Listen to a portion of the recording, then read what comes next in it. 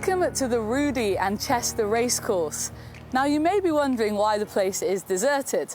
Well, that's because I'm not actually here on a race day. I'm here to see a different sort of sport altogether. Now it still involves very fast horses, very brave jockeys, top-class entertainment and the very best in luxury hospitality, which is of course something you would come to expect from anything that Chester provides. It's the Polo I'm here to see, but at the end of the day, it's still all about the winning.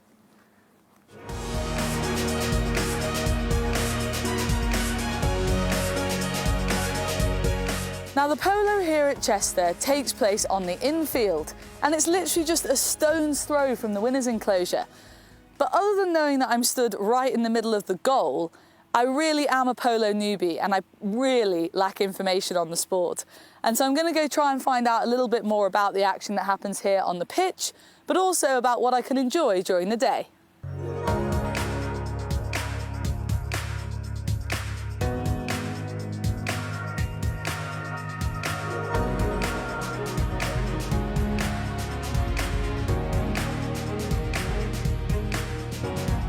We started way back in 2006 and it fits really well with the racing, having the polo pitch in the middle of the racecourse on fantastic turf that's been here forever, so it really works. It's a good, fun day out. The customers that come along can get really close up to the action. A bit like racing at Chester, really, you're very close to the action all the time, and in a great setting in the middle of the city, it just works really well. The idea is every year we grow it and grow it as an experience, grow it as an event, and people keep coming back. And something that in the Northwest, a big polo event, hasn't really existed till we came along, so it's good.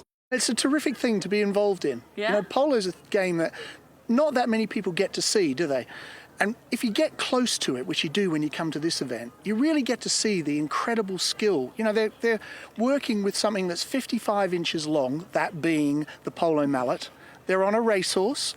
Right, they're going 30 miles an hour and they're trying to hit a ball not much bigger than a cricket ball around a field that's 300 metres long. Incredible. These horses are unbelievable. They can turn on a sixpence. They're working controlled by the legs of their polo players and just moving with that direction and anticipating. And they move the ball from one end to the other in a train motion. It's incredible. It really is. There's some basic rules. Most of the rules revolve around safety. The rest of it is about getting the ball from one end to the other and scoring goals.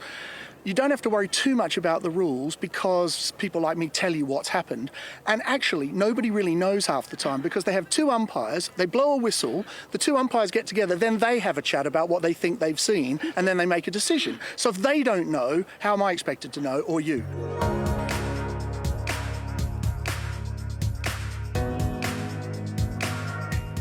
The main players here are the actual ponies, of course, and so I've come over to the wagons where there's a variety of different ponies lining up all down here. Looking forward to playing this afternoon, but I'm joined by Sue. What attributes does a polo pony need to succeed out there? It needs to be sharp, it needs to be biddable, it needs to be understanding of the game, which all comes through experience of playing the game. And they all look pretty calm, but I was surprised to learn that a couple of these polo ponies are actually ex-racehorses. They are indeed, yes. When we get ex-racehorses, quite often they'll come off the track and raced very recently, and so we just chill them out for a week or two, and then we start just what we call loping them about, so that's just cantering them around on a loose rein, getting them to stop, start, turn left and right. It's great to watch. It's fast, it's action-packed, you're close to the action as well. When the ball's this side of the pitch, I guess. It's great to watch, and people like to be seen at polo as well, don't they? It's a good thing to be at.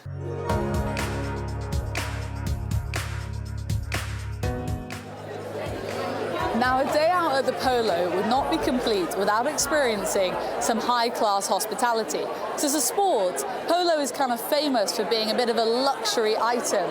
Across Britain, it's where people can dress up and enjoy the day a little bit like racing. And that's where Chester excel, because when it comes to the racecourse, Chester provide the very, very high end of hospitality to racegoers, and they do the same here at the Polo. Everyone here is enjoying a three-course meal before we go out and see some of the matches take place over on the pitch.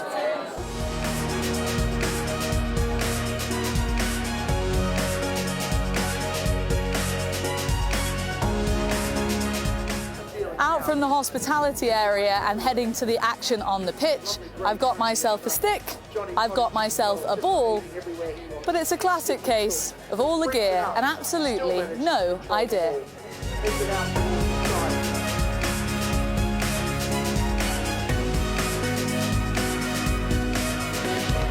Now, another iconic part of a day at the Polo is at half-time during the match, you're asked to come out onto the pitch to press down the divots.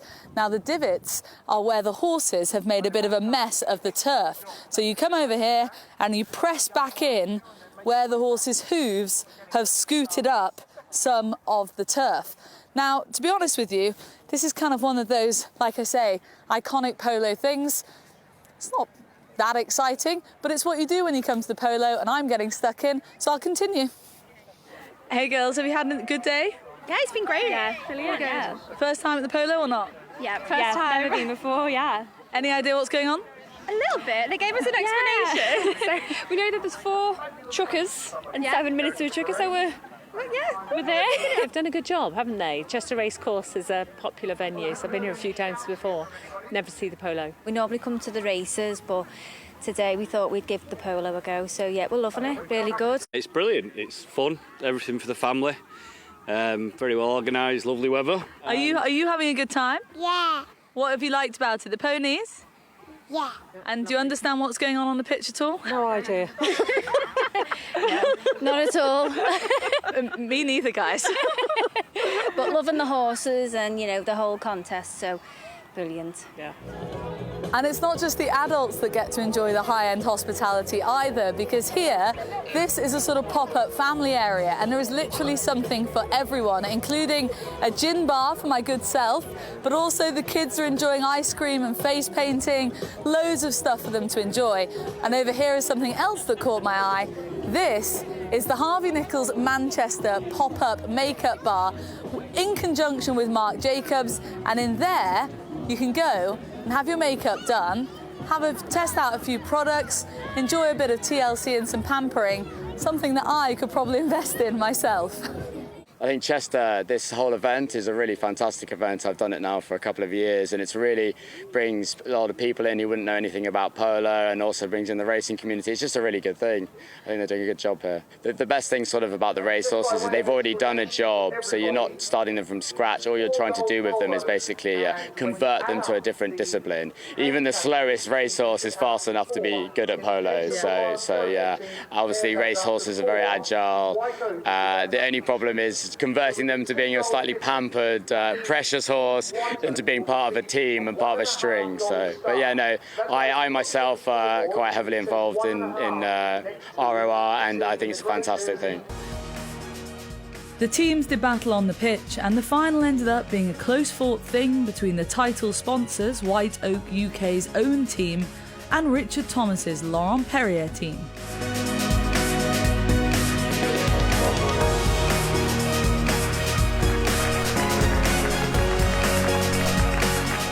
That's a wrap from the Chester Polo Club's big tournament of the year. Laurent Perrier won, with Richard Thomas's home side team taking home the goods. So everyone here at Chester is delighted. I've thoroughly enjoyed the action on the pitch. It's been high-paced and really exciting to watch.